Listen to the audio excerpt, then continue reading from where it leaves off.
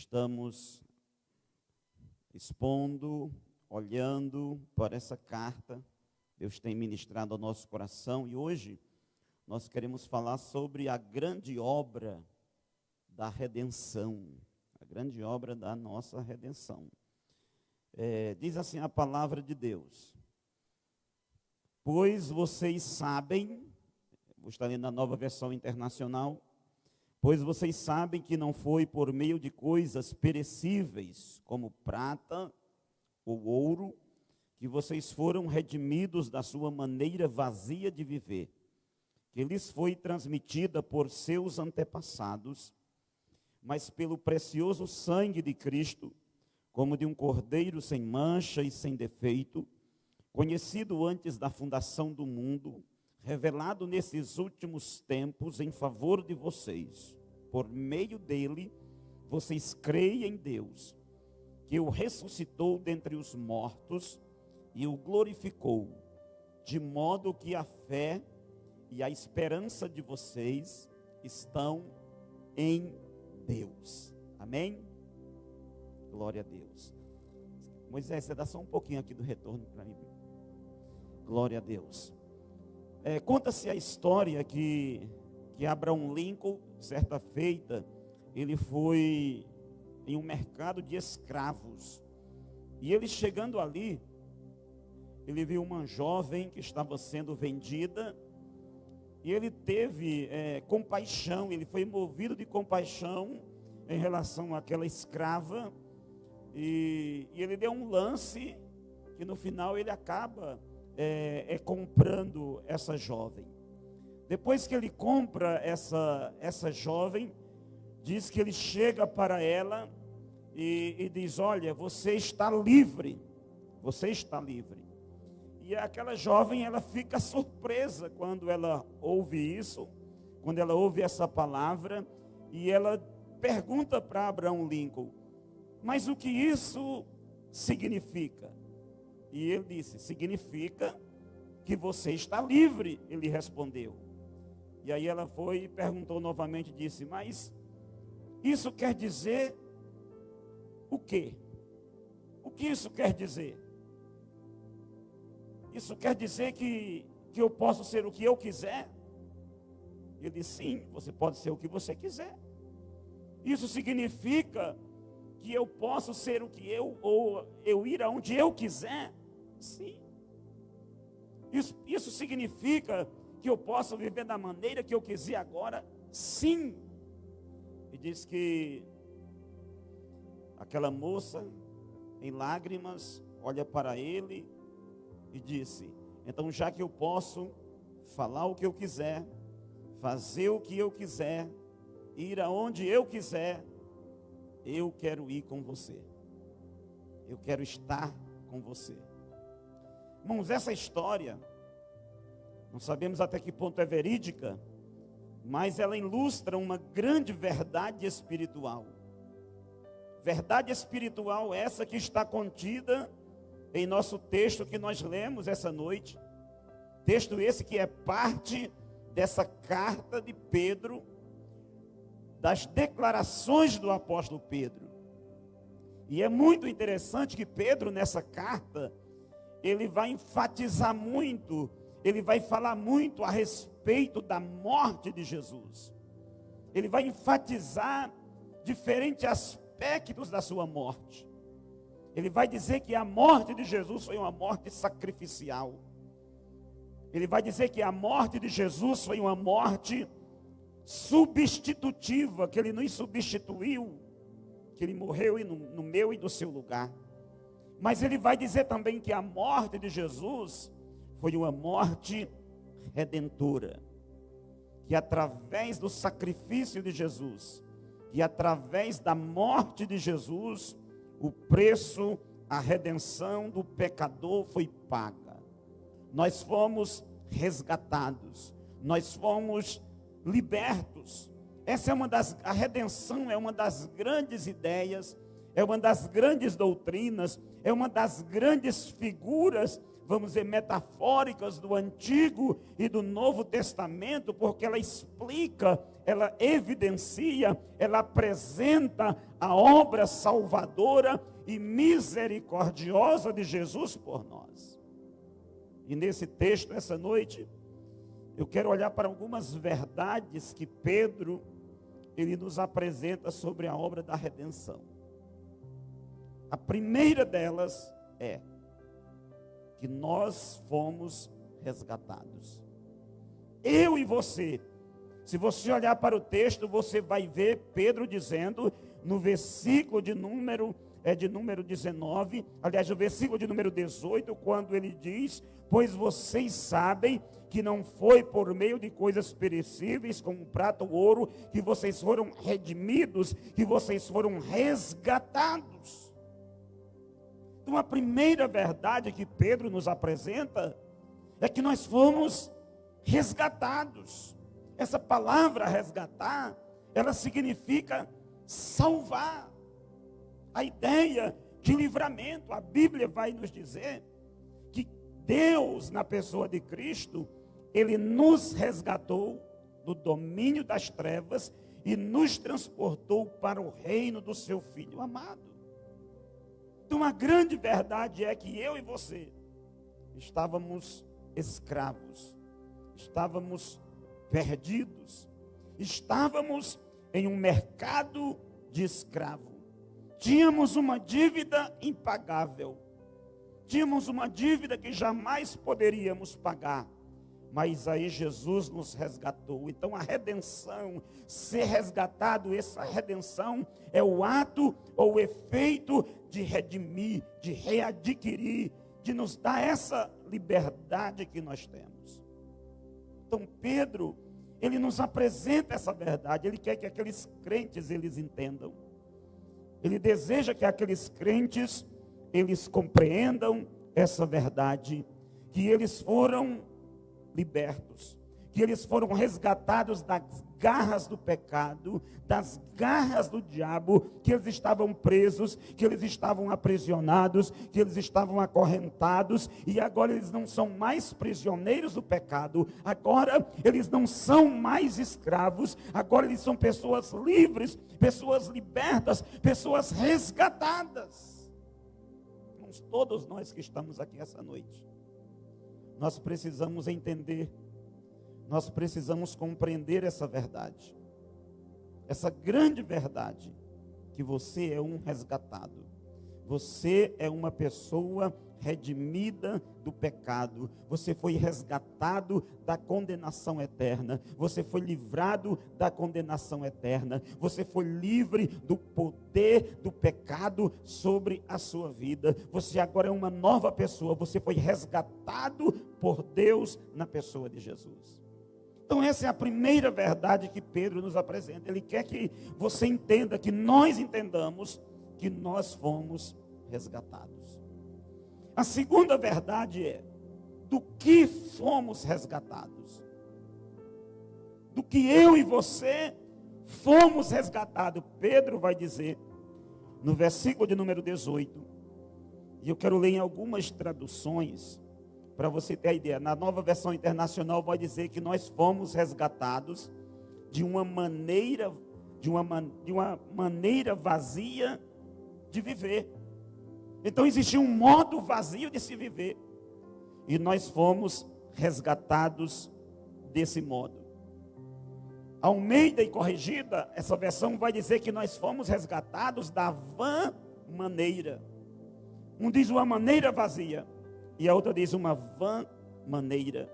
A tradução da linguagem de hoje vai dizer que nós fomos resgatados de uma vida inútil que herdamos. A Bíblia Viva vai dizer que nós fomos resgatados do caminho que os antepassados nos legaram. Então, se você perceber, você vai ver que nós fomos livres, nós fomos resgatados de um estilo de vida.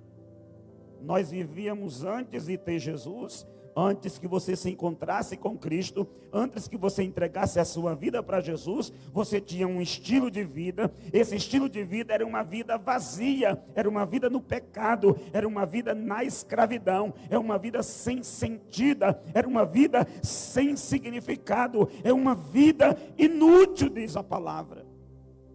Nós vivíamos uma vã maneira, era desse estilo de vida vazio, entregue ao paganismo, entregue à idolatria, entregue ao pecado, entregue aos enganos da vida. Era nessa vida inútil, nessa vida fútil, nessa vida vazia que nós estávamos. Então foi dessa vida vazia, foi dessa vida vã, foi dessa vida sem significado, sem importância, foi dessa vida onde o seu coração era vazio, onde você não tinha paz, onde você não tinha alegria, onde você vivia sem Deus. Foi dessa vida que Ele nos resgatou. Foi de uma vida sem sentido, uma vida talvez de depressão, uma vida de aflição, uma vida de desespero, uma vida de escravidão, talvez na bebida, talvez nas drogas, talvez na idolatria. Foi nessa vida sem sentido que eu e você nos encontrávamos. E aí Pedro vai dizer que dessa vida que você estava inserida nela, dessa vida sem rumo, dessa vida sem direção, dessa vida sem perspectiva, dentro dessa vida vã, que você era escravo, que você era perdido, Ele nos resgatou, Ele nos tirou. E é interessante que o texto bíblico vai dizer que nós somos, que essa maneira de viver, esse estilo de viver, era uma herança. Nós herdamos isso. Nós herdamos isso dos nossos antepassados. Então é desse estilo fútil de vida, sem orientação, sem sentido, sem esperança, sem paz, sem alegria. É dessa vida que nós fomos resgatados. Talvez você olhe para você essa noite e você diga: pastor, eu ainda continuo nesse estilo de vida. Eu continuo ainda sem paz, eu continuo ainda sem alegria, eu continuo ainda sem esperança, eu continuo ainda sem essa vida que Deus tem para mim. Então eu quero dizer que Deus pode essa noite resgatar a sua vida, Ele pode mudar a sua vida, Ele pode transformar a sua vida. Então primeiro Pedro quer que entendamos o quê? Ele deseja que você entenda isso, que nós fomos resgatados. Essa é a primeira verdade. Você foi resgatado, você foi comprado, você foi liberto, você é livre. A segunda coisa, do que fomos resgatados? Fomos resgatados desse estilo de vida, dessa maneira de vida, que Pedro vai dizer que era uma vida inútil, uma vida sem propósito, uma vida sem rumo, uma vida sem direção, porque quem não tem Deus na vida, ele caminha sem direção, ele caminha sem propósito, ele caminha sem rumo. Então foi dessa vida que nós fomos resgatados.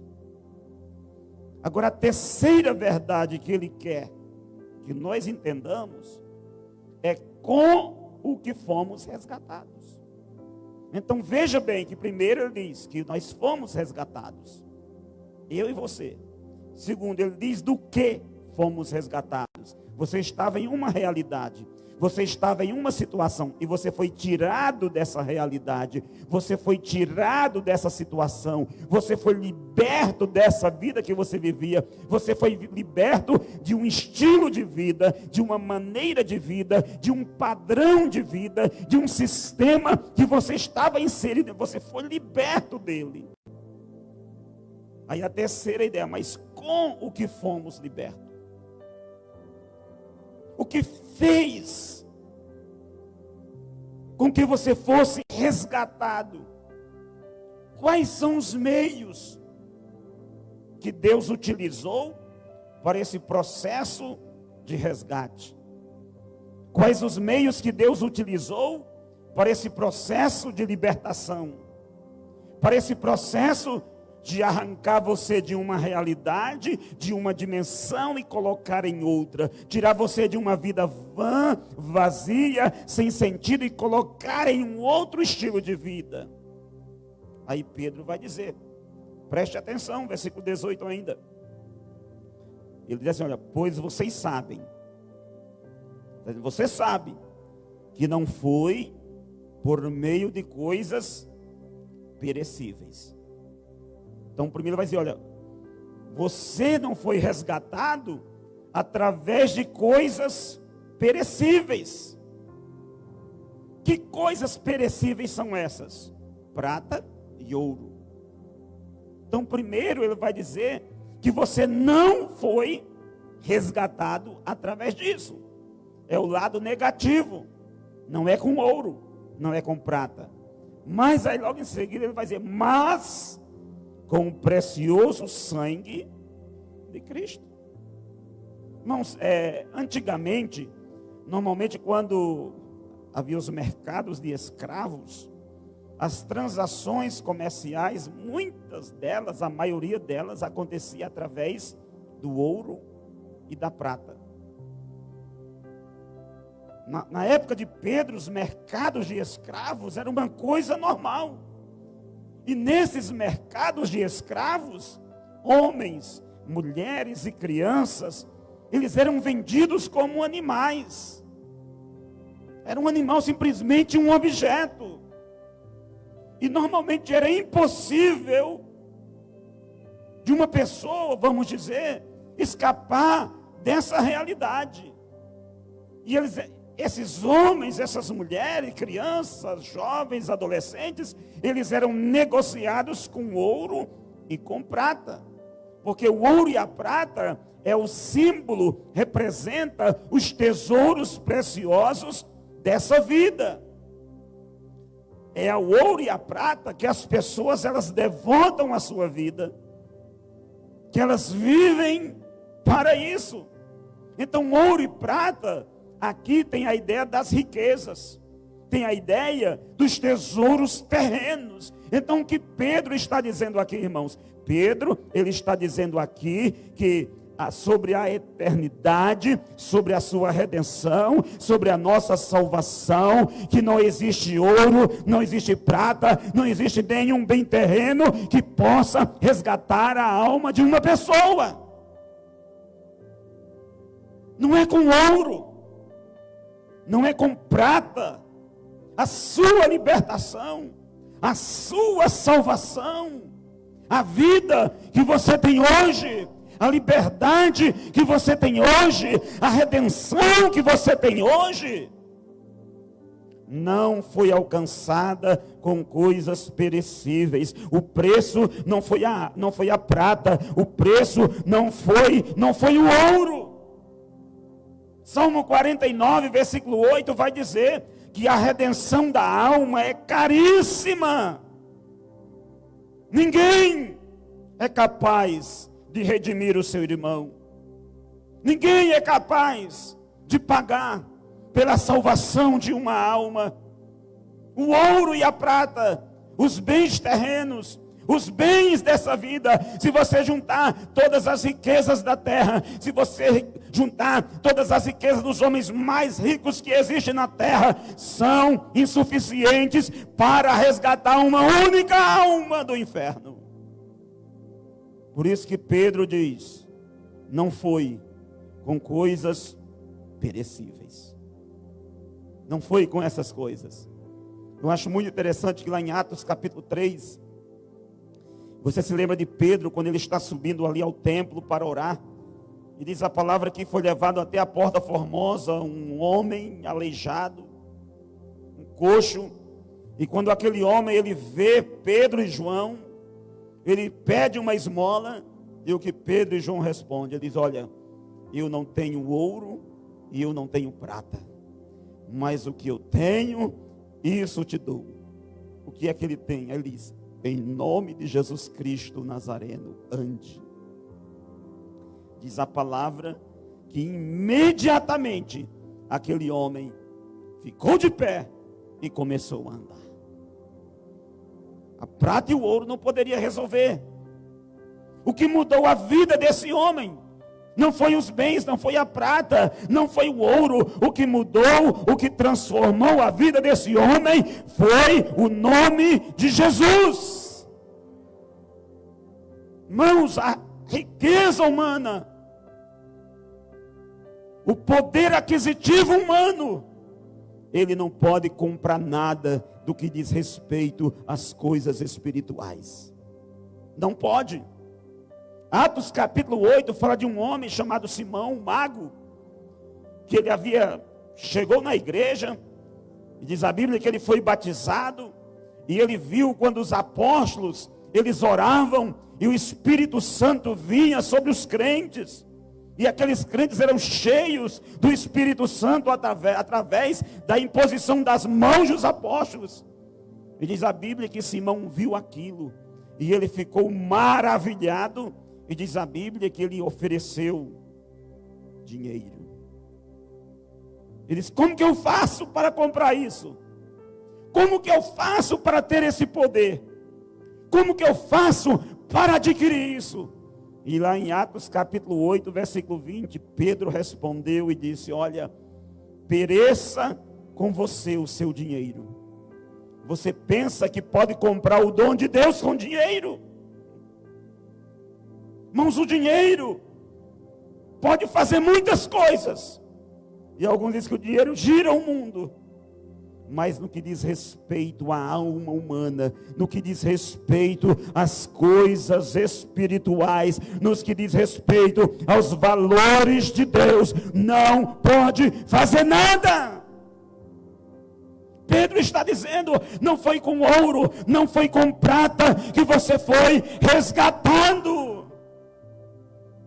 Mas se não foi com ouro e não foi com prata, com que nós fomos resgatados? Aí Pedro vai dizer: olha, você foi resgatado com o sangue precioso do Cordeiro de Deus, sem mácula nem ruga. Foi o sangue de Jesus que foi o preço da sua alma, da sua redenção. Você é livre essa noite por causa do sangue de Jesus. Irmãos, foi o sangue do Cordeiro, é o sangue do Cordeiro que é o fundamento da nossa salvação. Sua salvação não depende da prata, não depende do ouro, não depende do que você tem, mas exclusivamente do sangue que foi derramado ali na cruz do Calvário. Não existe esperança sem o sangue de Jesus. Esse é o sangue que nos dá esperança. A Bíblia diz que sem derramamento de sangue não há remissão de pecados. As suas obras não são suficientes para levar você até o céu. Essa igreja não pode levar você para o céu. A única coisa que garante a sua libertação é o sangue de Jesus. Não foi com ouro nem com prata, mas com o sangue que você foi liberto. Conta a história que um grande avivalista da história, John Wesley, ele sonhou. Diz que ele teve um sonho, e nesse sonho, ele foi ao inferno. E chegando lá, ele perguntou: há metodistas aqui? E alguém disse: sim, muitos. Há presbiterianos aqui? Sim, muitos. Há católicos aqui? Sim, muitos. E disse que ele sonhou depois, e ele foi ao céu. E quando chegou, ele perguntou: há metodistas aqui? E a resposta foi: não. Há presbiterianos aqui? Não. Há católicos aqui? Não. Aqui só há aqueles que foram lavados no sangue do Cordeiro. Se você é lavado no sangue de Jesus, purificado, redimido, comprado, você vai estar na presença do Pai. A igreja que vai estar com o Pai, que vai estar no céu, que vai estar diante do Senhor, é aqueles que foram lavados no sangue do Cordeiro, aqueles que foram comprados com o precioso sangue de Jesus. Então Pedro está nos dizendo isso. Primeiro, você foi resgatado. Você se sente que você foi liberto?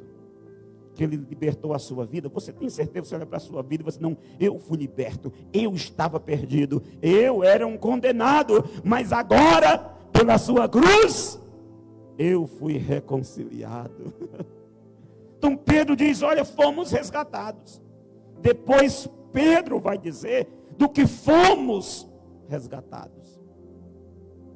E você foi resgatado dessa vã maneira de viver. Depois ele vai dizer com que fomos resgatados. Por meio do sangue do Cordeiro. Não foi com ouro nem prata. Mas em quarto lugar, ele vai dizer por quem fomos. Ele falou com que fomos. Agora ele fala por quem fomos resgatados. Porque um escravo não pode resgatar outro escravo. O escravo não pode libertar outro escravo. E aí Pedro, ele diz, olha, quem fez esse resgate? Porque ele vai dizer no versículo 18, que você foi resgatado. Você não se resgatou a si mesmo. Você não se salvou a si mesmo. Você não perdoou a si mesmo. Você foi, sabendo que não foi mediante coisas corruptíveis como prata ou ouro, que fostes. Mas no processo do seu resgate, no processo da sua redenção, você é um agente passivo. Você é um agente passivo. Porque diz, você foi resgatado. Alguém nos resgatou. O seu resgate aconteceu por meio, foi feito por outro. Outra pessoa resgatou você. E quem é essa outra pessoa que, no nosso texto, se você olhar, você voltando um pouco ao versículo 17, você vai ver que tem uma outra pessoa que está envolvida nesse processo do seu resgate. Veja que no versículo 17, Pedro, ele está falando sobre o Pai. Foi o Pai que providenciou o preço do seu resgate. É só você olhar o versículo 17. Ora, se invocais como Pai aquele que sem acepção de pessoas julga segundo as obras de cada um. Irmãos, a maravilha do Evangelho é que o juiz é quem paga pessoalmente pelas nossas ofensas. O juiz é aquele que providenciou o meu e o seu resgate. Que coisa extraordinária, não é? Ele é o juiz. Eu estava diante dele, eu ia ser sentenciado, eu ia ser condenado, uma sentença de morte, de maldição, de separação, de condenação eterna, estava sobre mim, eu não poderia pagar a minha dívida, mas Deus disse, eu vou providenciar alguém, e Ele providenciou quem? Ele providenciou o Cordeiro de Deus, que tira o pecado do mundo. Foi o Pai quem providenciou.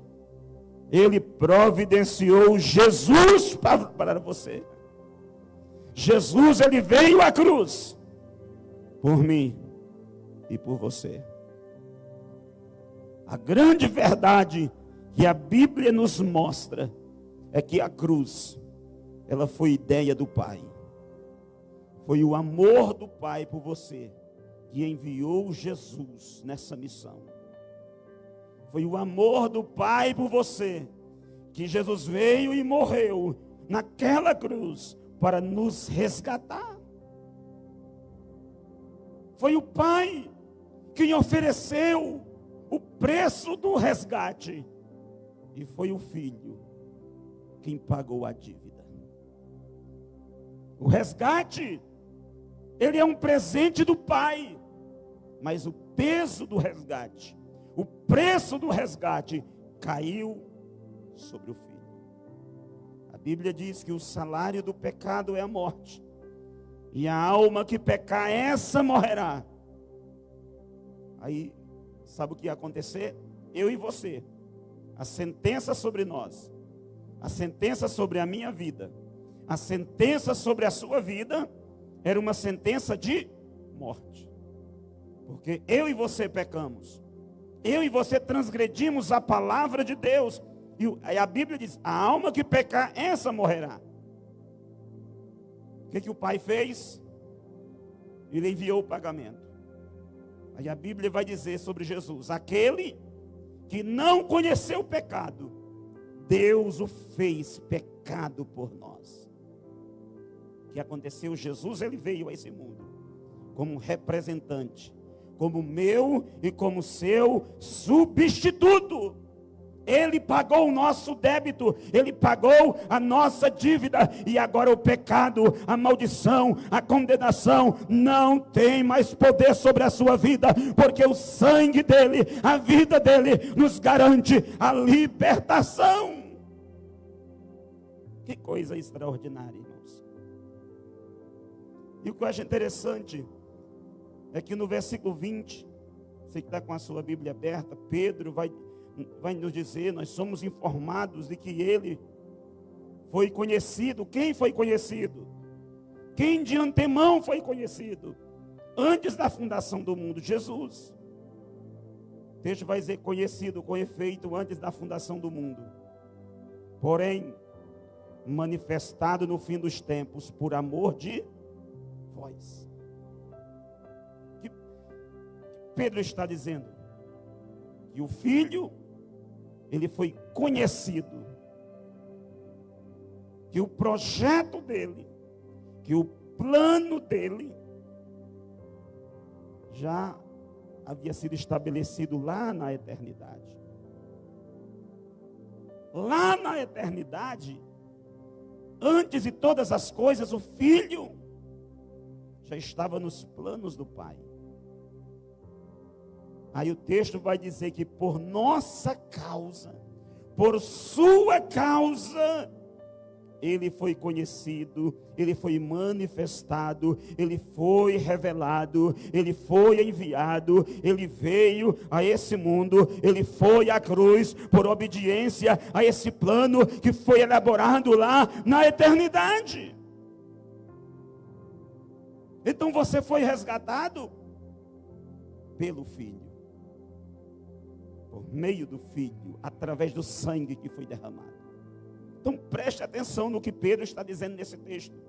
Veja que é um texto riquíssimo, precioso. Primeiro, ele está dizendo que fomos resgatados. 1 Pedro, capítulo 1, versículo 18.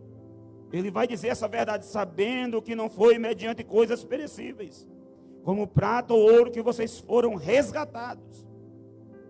Depois, ele vai dizer do que fomos resgatados.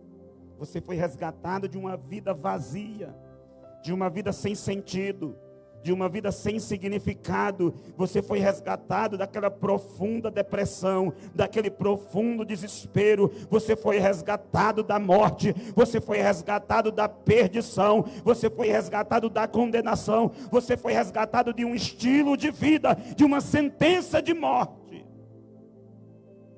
Aí depois Pedro vem e diz, com o que fomos resgatados. E você foi resgatado com o quê?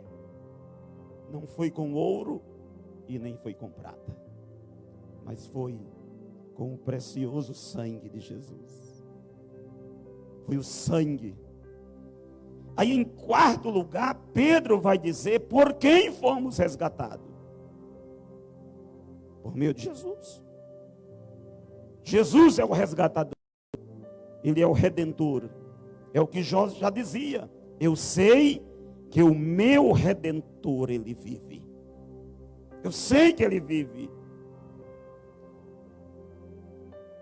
A quinta ideia do texto é: para o que fomos resgatados? Para o que fomos resgatados? Veja o versículo 21. Que por meio dele, por meio de quem? Por meio de Jesus. Se você olhar, a centralidade do versículo 18 ao versículo 21 é a pessoa de Jesus. É a pessoa do Redentor. Que por meio dele, o que acontece? Você tem fé em Deus. Então você crê em Deus. Você crê na verdade da palavra de Deus. Você crê que Deus é verdadeiro. Você crê que Deus é Pai. Você crê que Deus é juiz por meio de Jesus.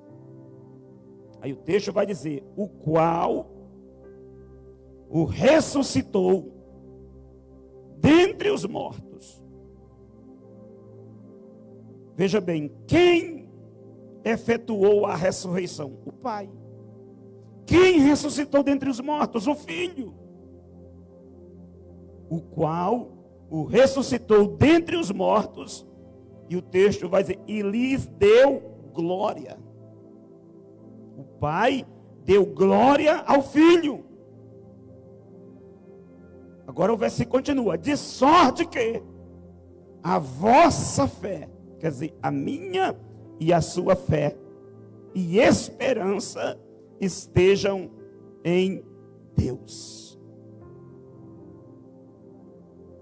Então, qual é o resultado do resgate? O que isso vai proporcionar? Para que você foi resgatado? Você foi resgatado para você crer em Deus. Não só crê em Deus quem é resgatado, sabia? Quando eu falo crer em Deus, não é aquela crença intelectual. Quando você pergunta, se você perguntar a qualquer pessoa, crê em Deus. É como você perguntar: quantos crê que o presidente Bolsonaro existe? Eu creio que ele existe. Mas quantos têm contato com ele? É uma diferença. E crer aqui é uma experiência. E Pedro está dizendo que você foi resgatado para ter essa experiência. Então agora você crê em Deus, você tem fé em Deus. No dia que você recebeu Jesus em sua vida, a obra redentora de Deus, a bondade de Deus, a graça de Deus entrou na sua vida. Você foi livre, você foi resgatado, e naquele dia brotou a fé na sua alma. Naquele dia você passou a confiar em Deus, a depender de Deus, a viver para Deus. Então você crê em Deus porque você foi resgatado. Mas Pedro vai dizer, existem muitas outras coisas, mas eu quero olhar só para o nosso texto. Pedro vai dizer que além de você crer em Deus, como resultado desse resgate, você tem esperança. Sua esperança está em Deus. Então o que acontece? Você percebe que a sua esperança, ela ultrapassa essa dimensão física na qual você está inserido.